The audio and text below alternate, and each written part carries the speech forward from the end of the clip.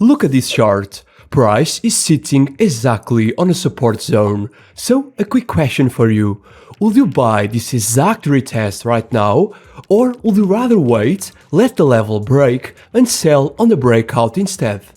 Honestly, it's probably a 50-50 split question, but that's not really the problem I care about. The real question is, which option actually makes more money?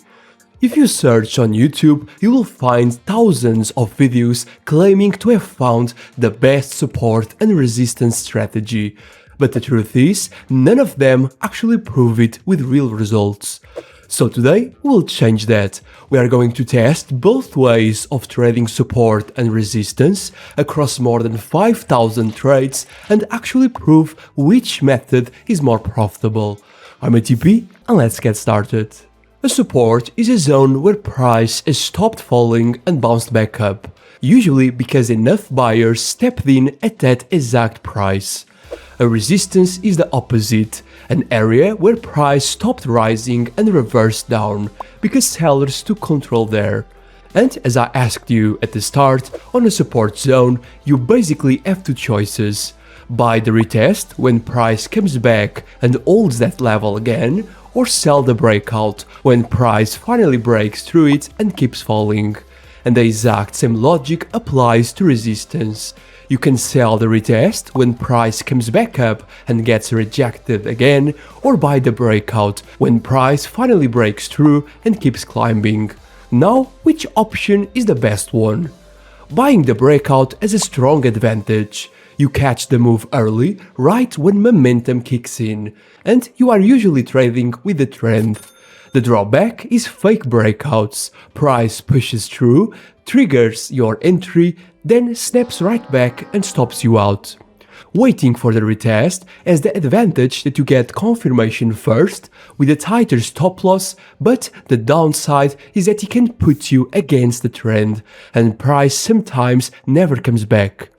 So really, on paper, it's almost impossible to say which one is actually better, which is exactly why instead of guessing, we are going to test both options. To test them, I'm using an indicator suggested by one of our Discord members called High Volume Pivot Support and Resistance Zones, which is completely free on TradingView. If you want to suggest one too, join our free Discord, the link is in the description. There you'll also find free indicators and a community of over 12,000 traders. So here's how it works. Instead of drawing simple unweighted lines like most tools do, this indicator only marks a zone when a swing high or low was backed by unusually high volume. You can actually see it right there on the chart. Every zone shows its volume reading, so you know you are only looking at strong levels.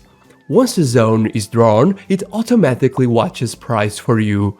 When price closes completely through it, it prints a clean breakout or breakdown label.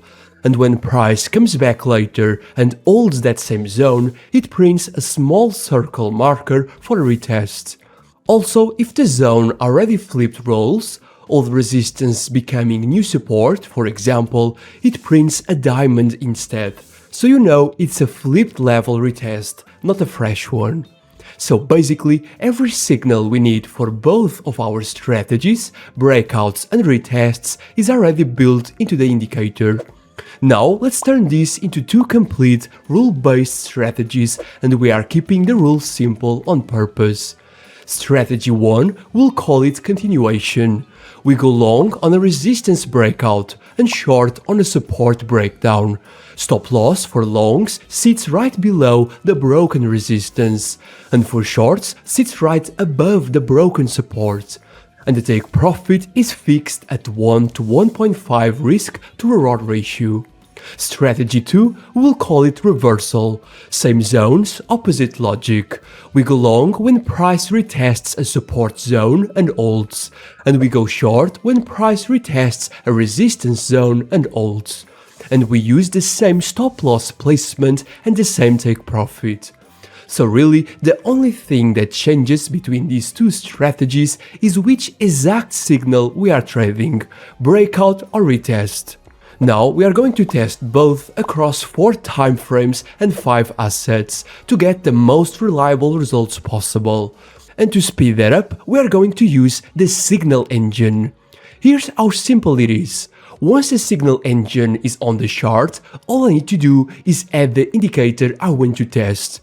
In this case, the high volume pivot support and resistance zones, and the engine automatically reads its signals without needing the source code or any type of coding. I just go into the inputs, select event as the signal type, and then choose which signal I want. For this first test, resistance breakout for longs and support breakdown for shorts. Then I set the rest: stop loss, take profit, trading sessions, data sample, commissions, swaps, whatever I need. Then I click on OK and the engine plots every signal directly on the chart with automatic stop loss and take profit. And it can even be automated for live execution. Right below it, we get every single stat for that exact asset and time frame, and if I switch either one, everything updates instantly. So now let's run that for the first strategy, the breakouts, and I will show you the results. Alright, I already pulled every trade and set the results by time frame inside this Excel. But before we dive into those numbers, let's run the second test so we can compare both side by side. For that, I just go back into the signal engine and change the signals. Longs now come from support old retests and shorts from resistance old retests. Then I run it again across every asset and time frame, and once that's done, I will add those reversal results into the Excel as well. So now let's actually look at the results side by side. Starting with a 5-minute chart, the breakout strategy had around a 40% win rate and actually finished slightly negative, around -5%. But the second strategy was worse, with a much bigger drawdown.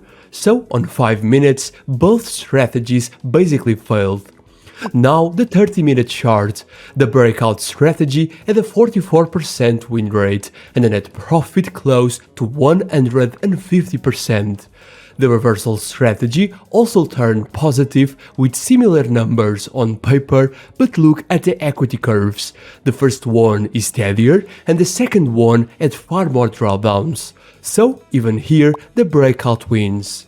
But the biggest surprise were still coming. On the 1-hour chart, the continuation strategy delivered its best results yet. A 48% win rate, a 200% net profit, low drawdown, and one of the cleanest equity curves we have seen on this channel. The reversal strategy on that exact same time frame completely fell apart, losing money with a drawdown deeper than the account itself. And finally, on the daily chart, the breakout strategy stayed solid, fewer trades but a clean positive curve.